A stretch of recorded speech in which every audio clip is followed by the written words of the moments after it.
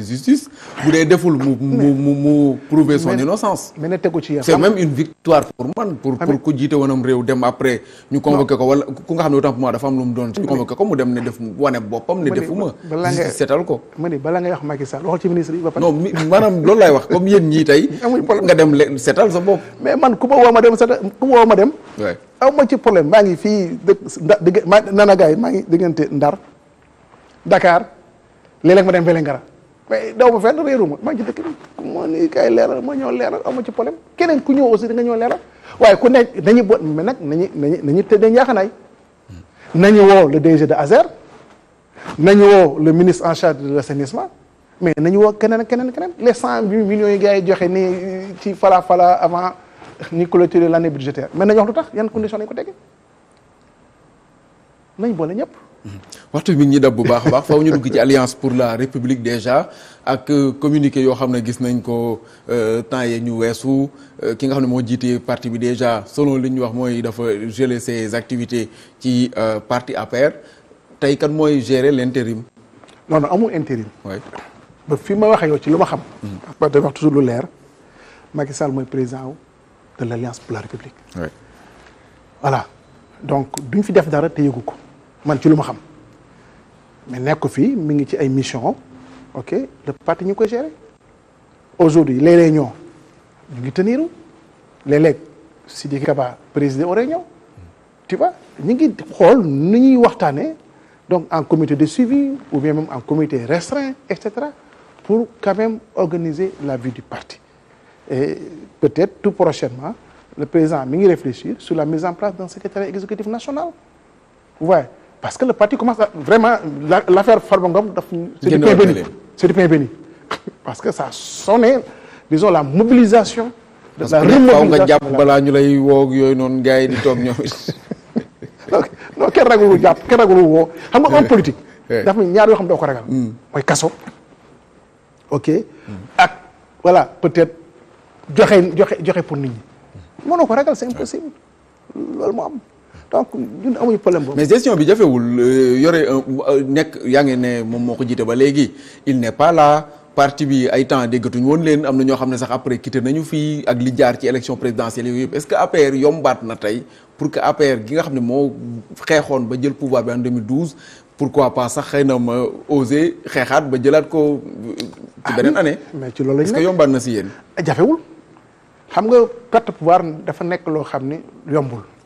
mais boo seetloo APR perte na pouvoir bi am na ay départ mais ba mu demee élection législative quand même en coalition on peut le dire ok mais c'est la première force politique de ce pays l'opposition deewul donc dañuy defaraat dañuy toggaat lu ñu deful war ñu defaat ko va restructurer tu vois xool les responsables de base defaat parti bi ci loolu lañ nekk et wutaat le pouvoir parce qu'un parti politique essentiellement mooy aller reconquérir le pouvoir. est-ce que da ngay manœuvrer pour jiite alliance pour la république. non mënuma manœuvrer xam nga alliance pour la république ñu ci nekk ñëpp ay responsables lañu. y a pas koo xam ni dafa émerger ou quoi que ce soit et on travaille vraiment en toute solidarité. et en toute générosité. personne ne dit man maay jiite lii maay jiite lële voilà donc je peux dire c'est une famille républicaine. qui se comprend. et qui gère. quand même pour le retour au pouvoir de l'Alliance pour la République.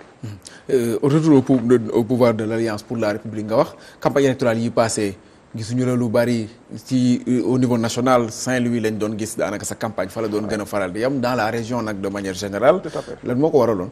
non parce que mais faut faire seen base politique.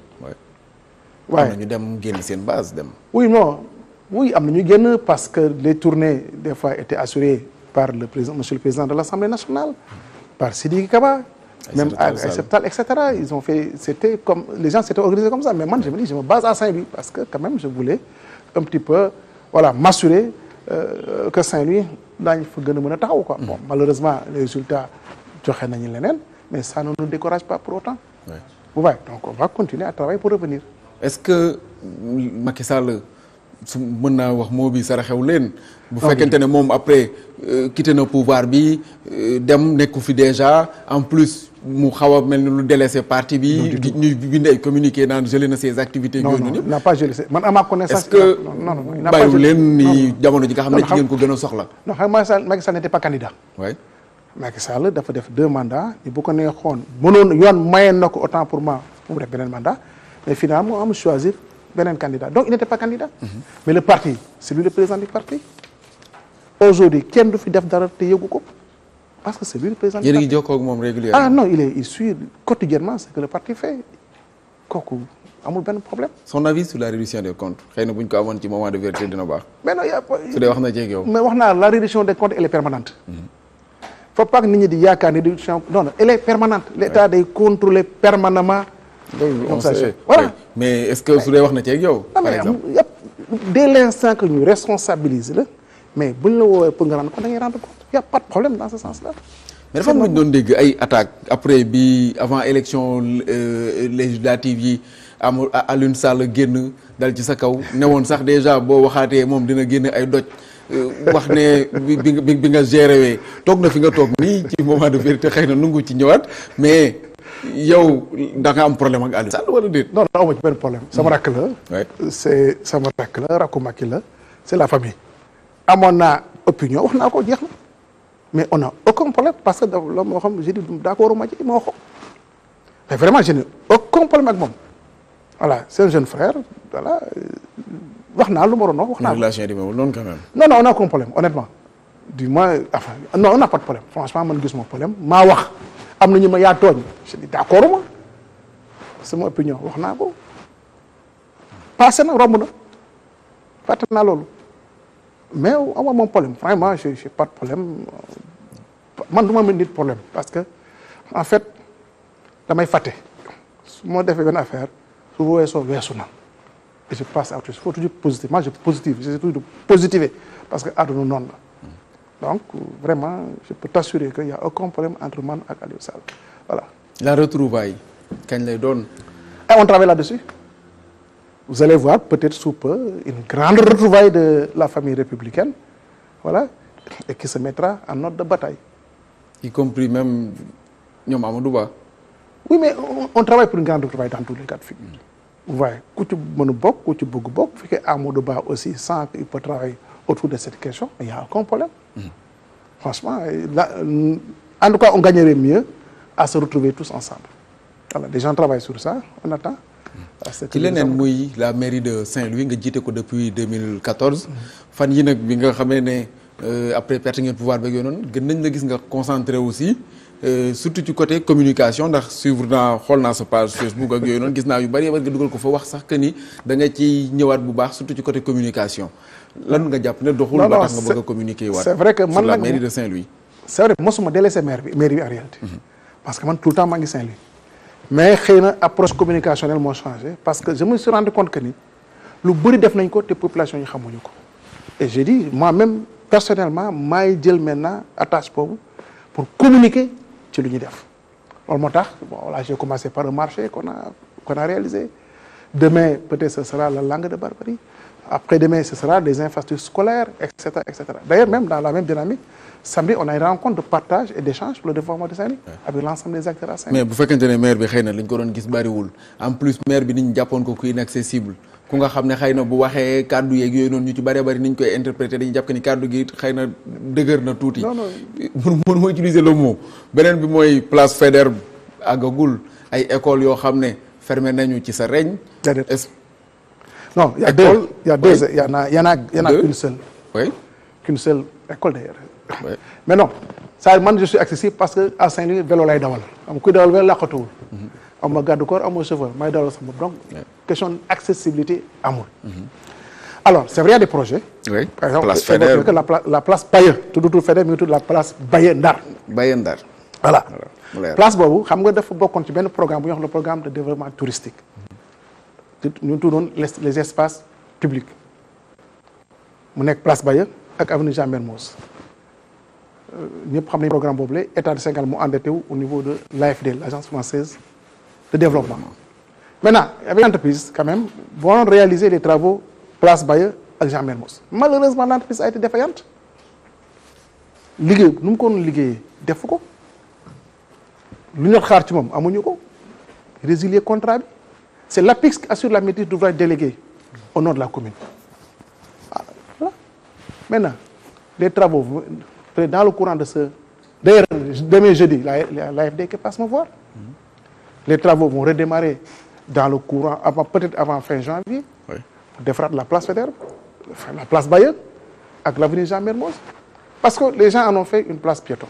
Place piétonne bi du initiative Mansour Faye man dama ñëw fekk mon prédécesseur ñu jàppoon ni diggante ñaari roñaa yi tali wartu fa jaar dañ ko def place piétonne mais ñoom seen place piétonne na ko yóbbu woon ba fu ñuy wax boutique de la poste man ma wàññi ko ba mu toll ci diggante ñaari roñaa yi c'est tout léegi les travaux dañu commencé wat place bi yaa njaat mën a accueillir maanaam des activités quand même Saint-Louisien dañ fay dem. L'insalubrité sur l'avenue Général de Gaulle. Non c'est pas saltéwul avenue Général de Gaulle par contre dafa encombré je le dis souvent parce que c'est l'artère principale de Saint-Louis aujourd'hui dafa encombré parce que les marchands ambulants dañuy déborder ça pose problème mais ñi ngi waxtaan ak ñoom pour trouver des solutions alternatives parce que dama ni nit ki kuy xëy di liggéey mën na ko xañ du muy wutee dépense donc doo ko fa dàq mais da nga koy wutal solution.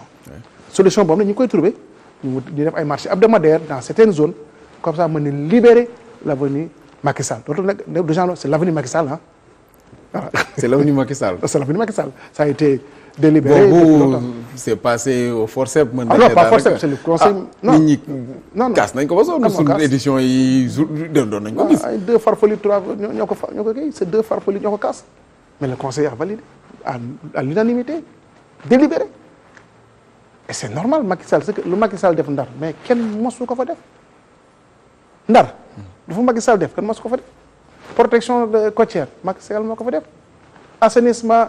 brèche baa ngi ciy jafe-jafe. non la brèche xam nga brèche bi l'État en son temps État defoon na ci ay investissement malheureusement dafa waroon entretien bi n'a pas suivi loolu problème mais quand même balisé woon nañ ko dragué que balisé ko mais la suite finalement moo amul moo tax comme foofu dafa nekk zone boo xam ne c'est des sables mouvants voilà mu fermé waat indi jafe-jafe mais il faut nécessairement quand même qu'un traitement spécial mën a am au niveau de la brèche parce que doomu Ndar ciy gaañu mais puy xëy di liggéey di dem géej say waa kër du ñu nelaw ça pose problème donc état bi je pense que aussi kooku il faut def priorité c'est bonne solution soit dragué waat parce que mënu def leen lu dragué parce que brèche kenn mënu ko fermer de 4 mètres à 7 kilomètres kenn mënu ko fermer mais mën nañ ko baliser tu vois dragué ko def entretien de dragage tous les X mois pour que les pirogues mën di dem te dellu soit mais bàyyi vraiment baliser clairement en tout cas il faut apporter des solutions pour que nit bañ demati ci brèche bi. napp gi déjà sax ñu gën ko yaatal à Saint-Louis des fois nga dégg ñu ne la am na gaal gu suux wala par rapport ak ñiy jóge foofu même di dem émigration irrégulière ak yooyu noonu lan moo ci yéen seen taxawaay xëy na même bu fekkente ne du seen prérogative la mairie de Saint-Louis mais vous êtes l'autorité bu nekk foofu noonu. non moi je pense faut renforcer le contrôle. parce que dafa war a nit ñi jógee Sénégal c'est combien de kilomètres de côte nit ñi fu nekk lañ joxante rendez-vous. Maintenant, il faut que les autorités, quand même, mettent davantage de forces de sécurité pour contrôler le long des côtes. Éviter nit ñi di embarquer foofu dem di voilà daanu seen gaal yi di suux ci géej gi ci loo xam ni mën nañ ko éviter. mais ñi li ñu waxoon ba ñuy ñëw dañu daañ immigration clandestine na jeex na te tey la wàllu gën a ay donc waxoon de ñoom suñu duggee rek. weer bii de toog leen Ousmane Sonko da leen demandé ñu toog àndandoo liggéey. mais jox leen liggéey. mais koy toog da nga koy jox liggéey mais boo na ko toogal te joxoo ko liggéey mais lu muy def mais c'est pas une raison aussi ñu dem donc il faut quand même des solutions mais jox la liggéey moo la kan la jox liggéey waxuma rek ku ko jox liggéey au contraire le chômage dafa yokk waxuma ko c'est les indicateurs ñoo ko wax donc ñoom dañuy wax rek wax nañ tout le ndam mais dañuy wax liggéey. Il y a les réseaux côtières aussi à Saint-Louis boobu moom c'est une question cruciale pour ñu fa dëkk qui a été réglée en tout cas jusqu'à maintenant parce que vous vous rappelez Saint-Louis en 2015-2016 mais géej gi da doon daaneel kër yi mais Macky Sall moo indi la protection côtière d'abord gox Mbaj et ensuite benn plaidoyer boo xam man maa nga demoon defi ko en France wala Summit Planet loolu moo fi indoon Macron ñëw à Saint-Louis ànd ak Ban Ki-moon la Banque mondiale am un projet boo xam ne. le technicien me dit que l'image est là. voilà image baa ngi nii voilà ça et lii dafa indi solution bu am solo parce que tey la plage est revenue à Saint-Louis am nañu suuf xale yaa ngi football te nit ñaa ngi nelaw sans problème parce que géej gi mënu daaneel seen kër parce que y a la protection.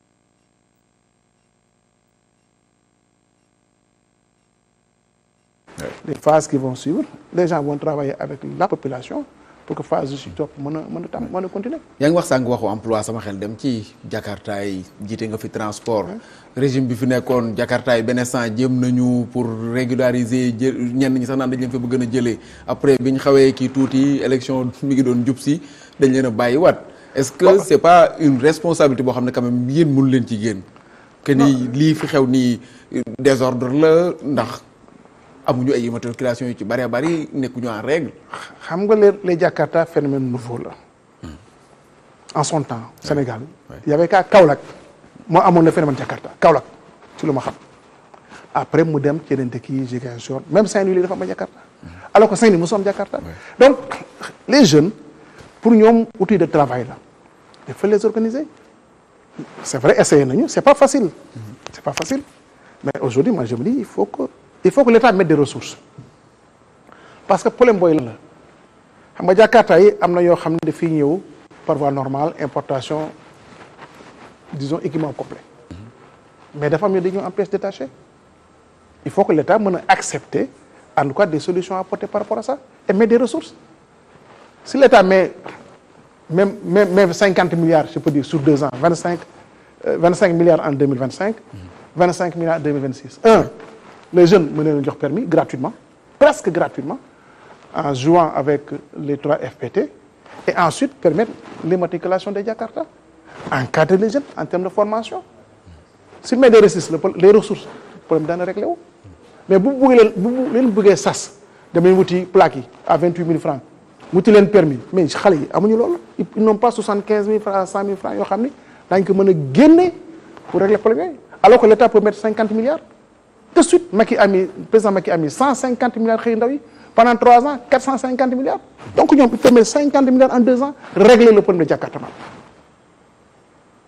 et c'est tout à fait possible moo gën wax ji moom ma leen waxoon da leen defal seen lépp voilà Jakarta man koo gis mu teg seen bracelet yooyu la mais deful leen daal au contraire def leen sas yéen yi alors que mën na génn ressource 50 milliards bëgg régulariser ñu nekk ci mais allez accompagnants il faut régulariser je suis entièrement d'accord. am ay emploi sûr. oui mais il faut les accompagner mën a utiliser 3 FPT.